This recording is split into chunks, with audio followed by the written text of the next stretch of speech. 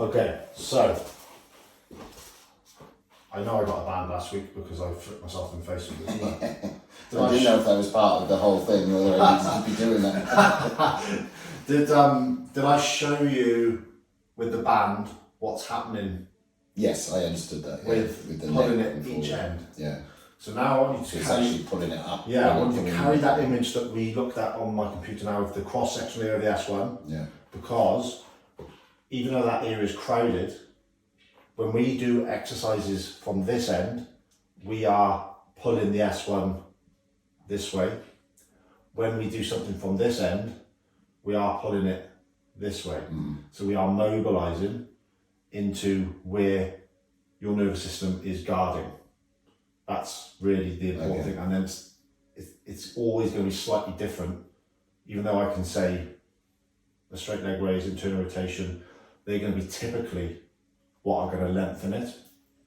But for you, we'd need to play with where where your tension restrictions are to work in around that range. Yeah.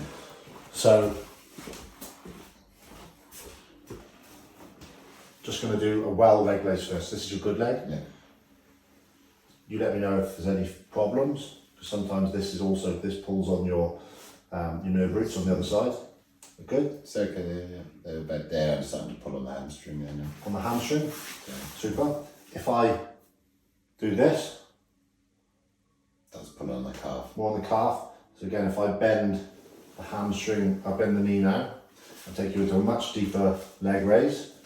So if you hold the back of your legs just like that now, and now I'm going to not take you into a front split because that would be torture, but I'm going to now lengthen here. You keep hold of that to the point where you start to get. That's it, there really. Does that feel? Just pulling sort of there. Does that feel much more hamstring than nerve? Yes. That's the key thing. And that's what I want us to get to doing on this one now today, is showing you how you can feel hamstring and work the hamstring like Simon was doing with you, and not just nasty nerve tension. Okay. Right? Yeah. So then we would be able to work in and around here. Yes, yeah, I'm with you, okay. And give our nervous system evidence that we can get through that range. We can allow it to desensitize and calm down, which won't happen overnight. But let's have a look at how this leg responds now. So you just let me do this. Good there. Now, when we do a straight leg raise to 30 degrees, your S1 nerve root will have already moved about 5 or 6 millimeters. Okay. So that's a really, that's okay. when So you've had a really acute flare, you'll I remember. wouldn't have done that. And the reason is because even this movement here is pulling already on S1. Right, okay. Yeah, okay, that makes sense. So it's already you're in this desensitization process, and the fact that your straight leg raise has already calmed down. Yeah. So imagine that we were way back when you first had this. I would be applying the things that we're talking about now, that we're going to need to go much deeper because that's where you're at, right down here. Would you, if I had been here like sort of 4 months ago, you would have just been... I'd have been staying really calm, showing all the research, say this is a process I know is a very frustrating one that's going to probably last a few months, but I still don't want to scan you because of a neural examination here. But I do need to do is try and get where your nerve can get some movement to start trying to do all the things that we just talked about there. So it may be that you'd be putting your chin on your chest there, lift your chin up, that's pulling your nervous system that way, and then I could be doing this, and that's pulling the nervous system this way, and that's going to be having a small amount of movement at the S1. Okay. With the neck, because that hasn't been such an issue doing it that way, why is that not been an issue doing that, but the leg raise has been? Because your system has calmed down enough that neck flexion in this position isn't pulling it far enough. Okay. If I was to get you sitting in a slump position and start bringing not just the neck into flexion, but the rest of your spine, all of a sudden I'd take you to a point here, and then I'd be able to use your neck as a release and a tensioner. Okay. Yeah. Yeah? Yeah. So,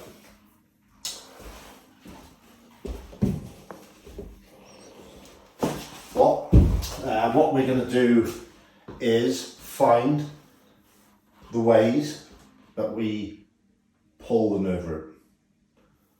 So straight leg raise. You give me an idea of symptoms. There, now it's starting to just pull. Where are you getting it? Yeah, we just, oh, so, there. Hamstring.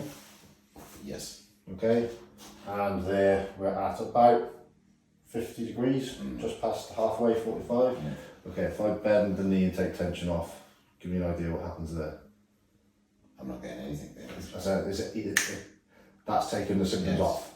So we've got an on-off with that position there. Right, yeah, okay, yes, yeah, yeah. Is that where we're at? Yes. If I do it down here, I'm not getting that at the no back. symptoms at all. No.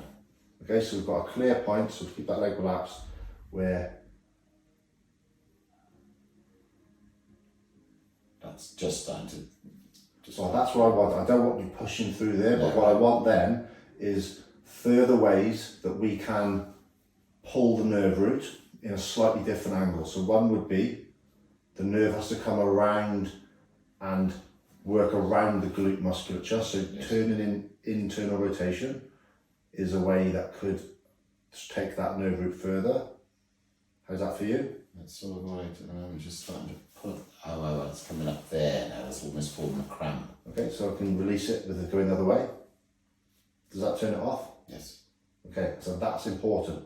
Now, to hurt and harm, not do more damage, but what we need to be able to do is the confidence of working on our threshold to guide it. Mm-hmm. Shouldn't be agony, but we need to be just on our threshold. So that there in of itself would be a nice neural stretch for you, just on symptoms there, Yeah, yeah. and working gently. Okay. And this is just something that you want to do regularly and often. Right, okay. Okay, I sort of understand it, but why? So understand, that's what I'm saying. The picture that I want in your head now is that you're pulling the nerve root even just Yeah. a Yeah, millimetre yeah, yeah. and back, and it will desensitize. We can change the receptors around the nerve root with gentle movement, with aerobic exercise, with confidence. Okay. If we just push and crash through this, your nervous system's going to lock up. If my foot is on the table there now and I've got no hands on it, is it literally just start turning it in like that? Yeah. Yeah. Or you could get a towel around your foot or a band. Yeah, you were Or- saying just to so you get could that. just do that. Yeah. But doing that whole thing, because I'm sort of twisting the whole leg rather than it needs to be the foot. No, it's actually the hip that you're trying to turn. Yeah, okay, we are doing the whole thing there. Yeah. Okay. It's the internalization of the thigh. Yeah, okay. Okay, and what you'll find is that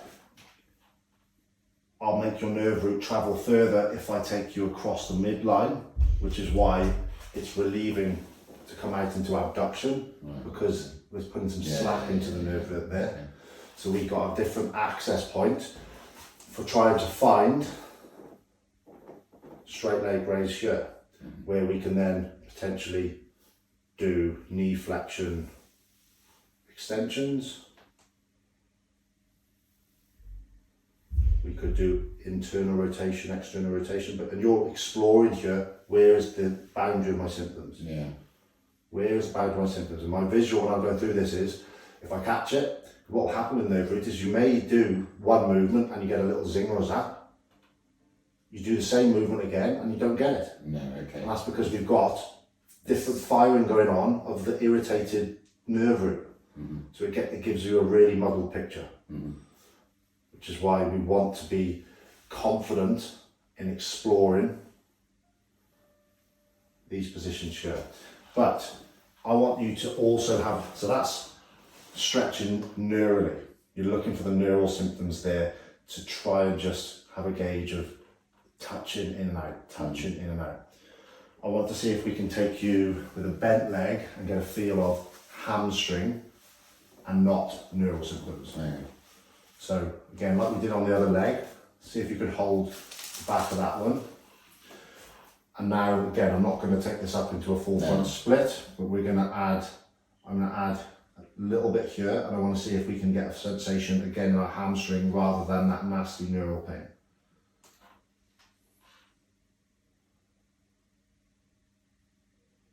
Okay, yeah, that's a definite hamstring. Definite hamstring, Yeah. different. Yes, I suppose. So this again is a position that you could work. What to do and get to feel that. Get to feel that position there now. So we could just spend some time here, just working that hamstring, just giving your nervous system exposure to this position, to work that hamstring, calm down. We need to go and do some strengthening exercises with it afterwards. Again, all trying to give your nervous system evidence of safety with these muscles. We could play with that further out into this position.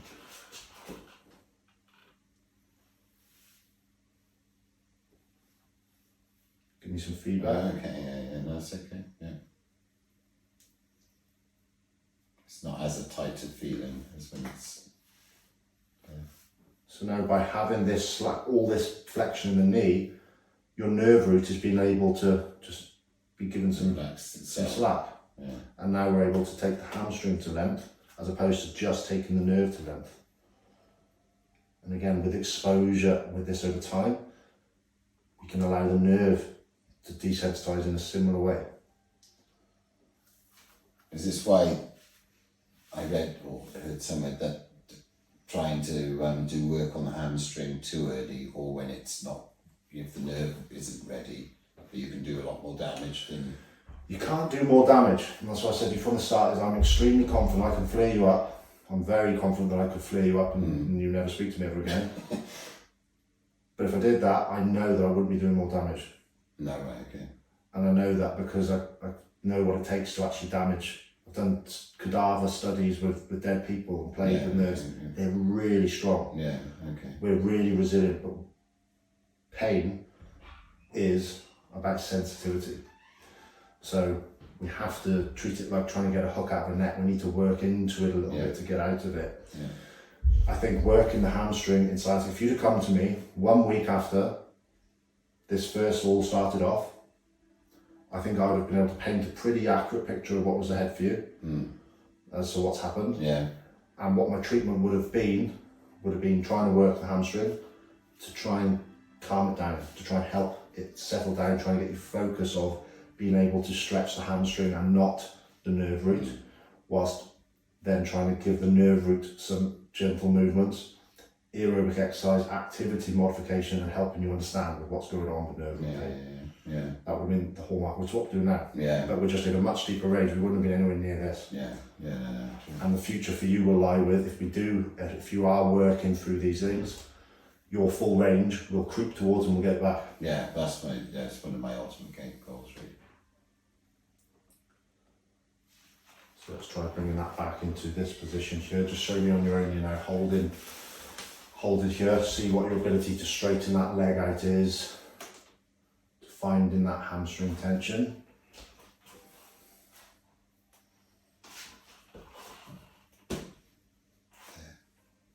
And then you can release it. You can pop it on my shoulder. So you'll be able to find a setup where you can get to work your hamstring stretch as opposed to just full stretch. Yeah, leg stretch. Exactly. Where it's all about neural tension. Okay. Yeah. From there, try neck flexion there now. What's that feel like? It feels okay. Feels okay? Good. Yeah. Try curling yourself up so that you do neck flexion and... It's not causing any direct pain down there. Okay, that's good. All of these things, little movements that even if you are just flexing your neck like that and you have no symptoms, you know that you're moving S1. Yeah, right, okay. So there is, but yeah, So severe compression isn't quite there anymore then. Yeah, it's not. And we know that, but we have got sensitivity around it being able to move, for sure. Yeah, definitely. For sure.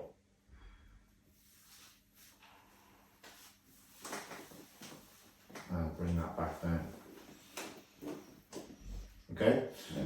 So neural, you've got two types of stretching to be doing here. Okay. Neural stretching, where I want you to be just on the edge there and playing with where your symptoms are, and then playing with That's all about that sort of movement. It's getting crampy there, right? And that you have to be sensitive and just trying to work it into, because rotation there could do with a bit of adduction I'll write it into your notebook afterwards, which are the sensitizing movements, but then you need to play with them. Yeah. So we've got neural stretches, and then you've got a hamstring focus where we want to feel that hamstring as opposed to the nerve. Yeah. And from that position there, we can work into opening out, which will take you into positions where the nerve will eventually will have to desensitize.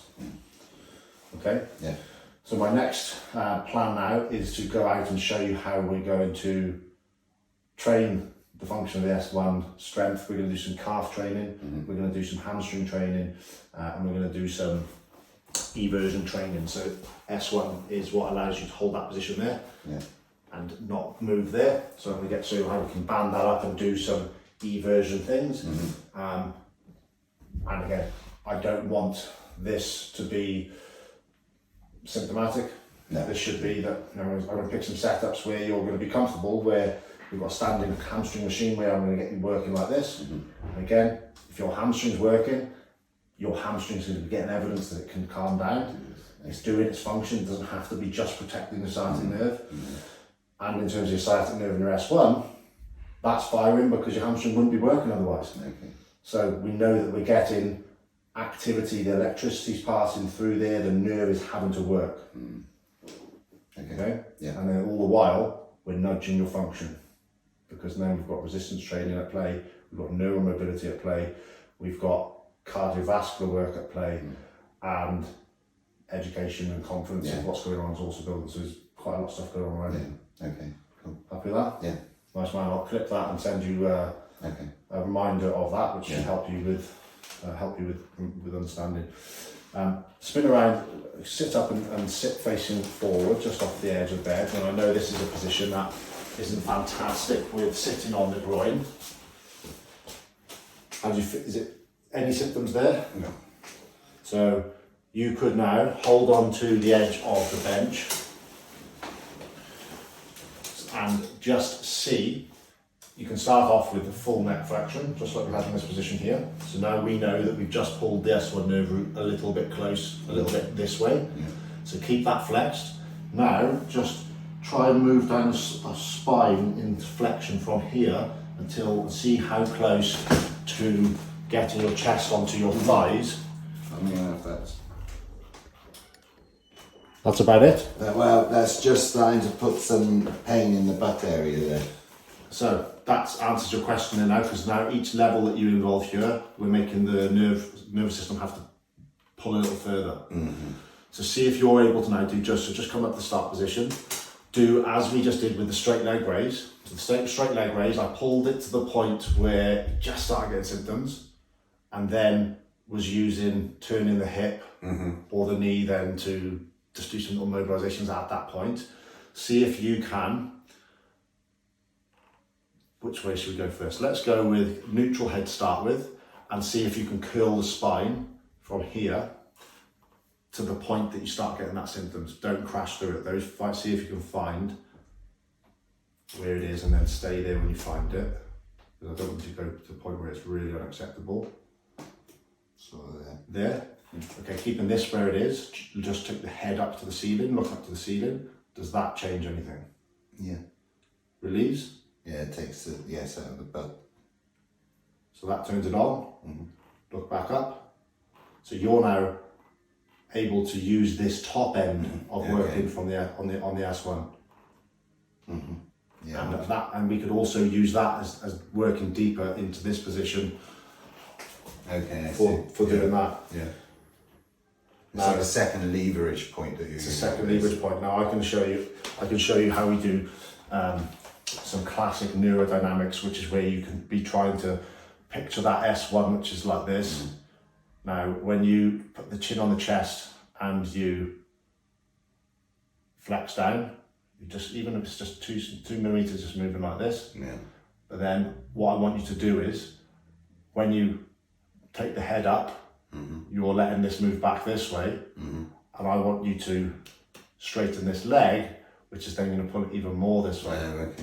Yeah. And then we can get this almost like what we call flossing. I've read some new stuff. So let's just see if you could show me the point that you can flex down to symptoms and then release it with the head. I'm going to give you a visual with this. Okay, that's in the back there now. Okay, so just look up at the neck, so keep the torso where it is. Now, relieved? Yeah. Super. Chin back down. So now we're pulling it this way. This time, when you look up at the head. Now we just straighten this a touch. Keep the torso where it is now. So you find where your range is. Yeah. Now you're going to look up and ease this. So just take this out for a second. So let's just get a driver from the head. So chin on the chest. Find your symptoms there. Okay. There. Okay. Now as you look up, I'm going to tension it from the bottom end. So pulling the S1 further away now. Okay. Now as you look down, so the head is now pulling the nervous system upwards, a release here, and we do this movement almost with ideas at the same time. That now, if you keep doing that yourself, what you're trying to just encouraging it, it'll about a centimetre or more you can move that nerve root. And it's not causing you symptoms, showing you that it is moving. So there's a point that your nervous system's threshold is that we're looking to expand and nudge. Okay.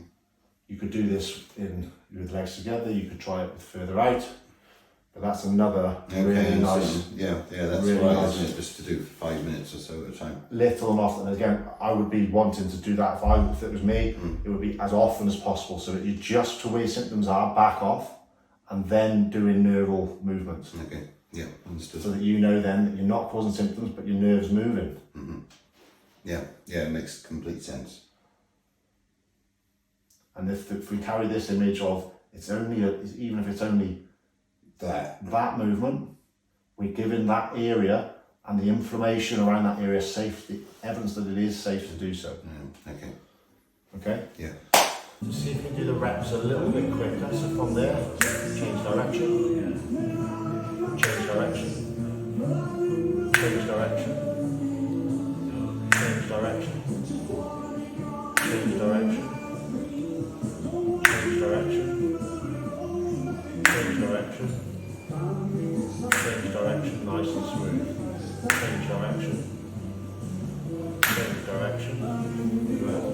Change direction. Change direction. Last one. Last one. Good. 2 sets. And not going to do it there. So if we do write it, how I've started you, and then rate it as well. Okay. Yeah. Okay. Yeah. I'll leave that there.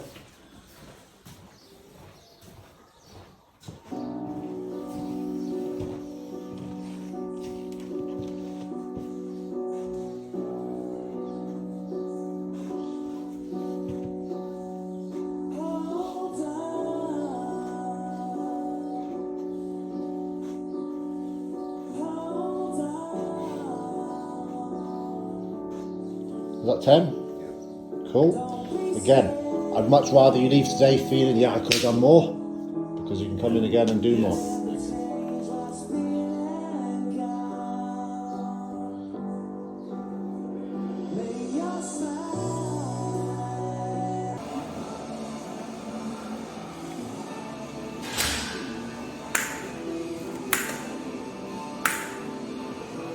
You can grabs. That front leg up if you can, as long as symptoms are okay.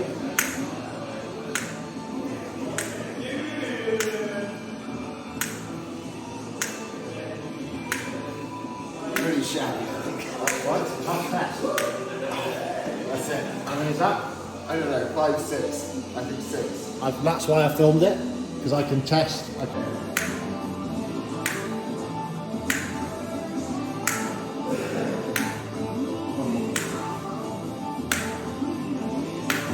Super. So, It was easier that time. different that side when we add reps. So there's a fatigue element, again, that aligns with the nerve is doing its job, but it is not quite able to operate at full capacity. And that's again now a really motivating job to count your reps really know the difference, because that's